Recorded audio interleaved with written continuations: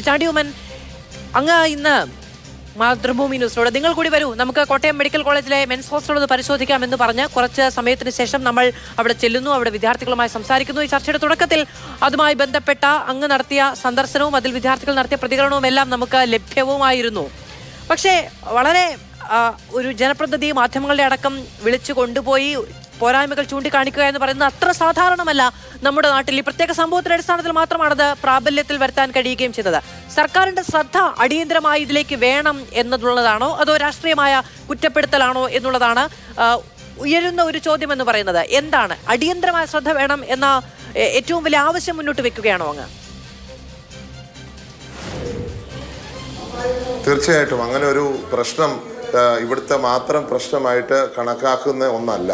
കാരണം ഞങ്ങൾ നോക്കിയപ്പോൾ ഇന്ന് ഈ കോട്ടയം മെഡിക്കൽ കോളേജിൽ പോയതിന് ശേഷം എന്നെ കോഴിക്കോട് മെഡിക്കൽ കോളേജിൽ നിന്ന് വിളിച്ചു. അവിടെ ഒന്ന് ചെല്ലണം, അവിടുത്തെ മെൻസ് ഹോസ്റ്റൽ ഇതിനെക്കാട്ടി മോശം അവസ്ഥയിലാണെന്ന് പറഞ്ഞു. അതിനുശേഷം ഞങ്ങൾ കുറച്ചുകൂടെ കഴിഞ്ഞപ്പോൾ തിരുവനന്തപുരത്ത് നിന്ന് വിളിച്ചു, അവിടുത്തെ ഹോസ്റ്റലിൽ ചെല്ലണം. Government Kottayam hospital GH Kottayam, അവിടെ നിന്ന് ആൾക്കാർ പറയുകയാണ് അവിടെ ഒരു സാഹചര്യമുണ്ട്, അവിടെ മതിലിടിഞ്ഞു വീഴാതിരിക്കുകയാണ്, അവിടെ ചെന്നൊന്ന് കാണണം. ഇങ്ങനെ പല സ്ഥലത്ത് ഇന്ന് വിളി വരുന്നു. നാട്ടകം കോളേജിൽ നിന്ന് വരെ വിളി എൻ്റെ അടുത്ത് വന്നു.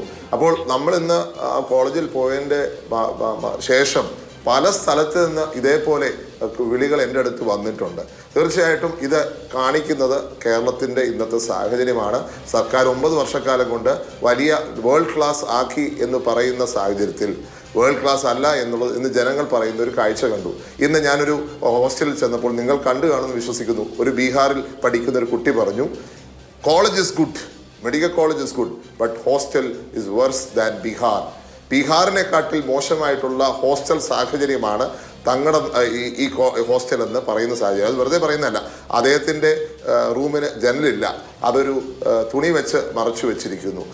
അതിലൂടെ പൂച്ച ഇറങ്ങിപ്പോകുന്നത് ഞങ്ങൾ കണ്ടു. അവിടെ ഒരു ചെടി വളർന്നു നിൽക്കുന്നു, അത് ആ റൂമിനകത്തൂടെ. ആ കുട്ടിയുടെ ഹോസ്റ്റലിൻ്റെ മുകളിൽ 2 വലിയ ടാങ്ക് വെള്ളം വെച്ചിരിക്കുന്നു.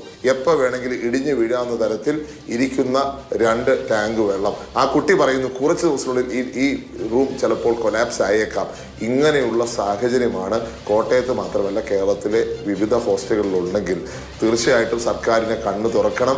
മെഡിക്കൽ അതോറിറ്റി, മെഡിക്കൽ കോളേജിൻ്റെ അതോറിറ്റീസ് ഇതിനെ നേരിട്ടേ മതിയാകത്തുള്ളൂ എന്നുള്ള കാര്യത്തിൽ സംശയമില്ല. കേരളത്തെ മുഴുവൻ ബാധിക്കുന്ന പ്രശ്നമാണ്.